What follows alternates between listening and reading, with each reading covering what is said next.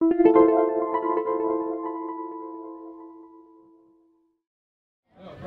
to the 32nd annual North Coast Subaru Mighty Hamptons Triathlon. I'm Rob Granger. I'm here with Steve Tarpinian. He's the president of Event Power Long Island. And we're here out in the Hamptons, enjoying a good race. Yeah. The 32nd one. Can you tell us a little bit about the race? I sure can, and today's race is off the hook. I mean, the biggest thing you can plan for is weather. And this is absolute perfect conditions for the athletes who are setting up yesterday. And this race is really steeped in history. You know, you keep hearing 32nd annual in a sport that's less than 35 years old.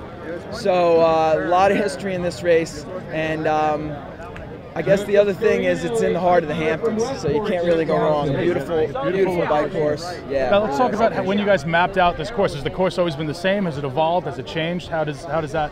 That's a great question. Because it's so old, 32 years ago, the distances were different. And that was at a time where there were no standards. The only race that kind of had a standard at the time was the Hawaii Ironman, which there's a whole story that goes with what those distances are. It was a barroom discussion about who's the toughest athlete, swimmer, biker, runner, and there were these 3 different events. But other than the Hawaii Ironman, there were no distances, so races were anything. And this particular race was a 1.5-mile swim, a 25-mile bike, and a 10-mile run. And it stayed like that until our company kind of saved it from extinction because the numbers had gone down, but it had been a huge race in the early 80s. All the top pros in the world came here. And then by that time, there was a standard called the Olympic distance, which is 1.5 kilometer swim, a mile, 40-kilometer swim, which is 24.8 miles, and a 10K run, which is 6.2. And this course lent itself perfect to that. So what we did was we turned it into an Olympic distance, also known as international distance with the kilometers. And it's been that distance ever since '93. So that's the distance of the race. Now in terms of this course, you know, in the weather conditions we have today, what do you think would be the most challenging part of it?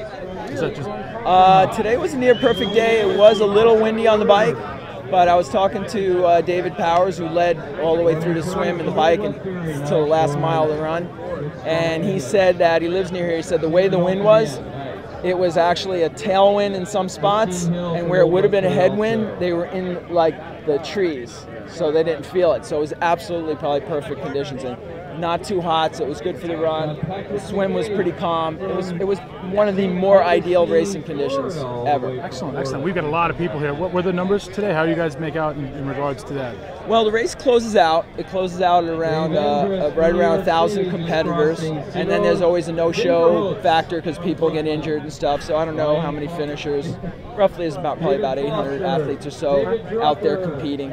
But it closes out every year because it's such a popular and historic race. And many people do it multiple times. We have one guy that did it, haven't seen him finish yet, but it would be his 32nd one. He's done every single one of them. That's crazy. Yeah, his name is Rick Gilliam. So it's a pretty interesting race in that a lot of new people come to it because they hear about it, but also a lot of repeat people come. They want to do it every year. They want to try and beat their time or beat a fellow on their teammates, things like that. So out of the 13 triathlons that our Power Event Company puts on, this is probably one of our key events. This and the one we have in 3 weeks in Montauk. Excellent, excellent. Now, if someone's watching this and they want to become a part of next year's event, how do they go about doing that? What's the best way to do it? First thing is get off the couch after the show's over and take a brisk walk or a jog around the block. That's first thing. It's kind of joking, but it's kind of serious. You got to get rolling. You got to get your exercise going.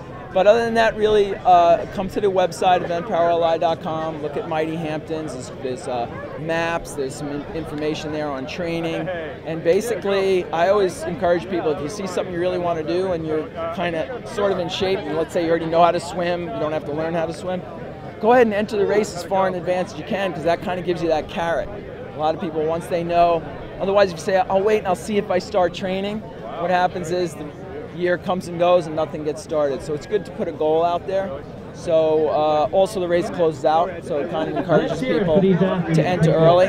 But there's no qualifying time, so you just really have to go online and enter, and then train for it. You know, train smart, slow progression, and it's a lifestyle. For all these people, it's a lifestyle. You know, they'll do this, and then in the afternoon they'll go to the kids' soccer game or go to a barbecue, and it's all incorporated their training with their lifestyle and work, and it's a pretty healthy balance.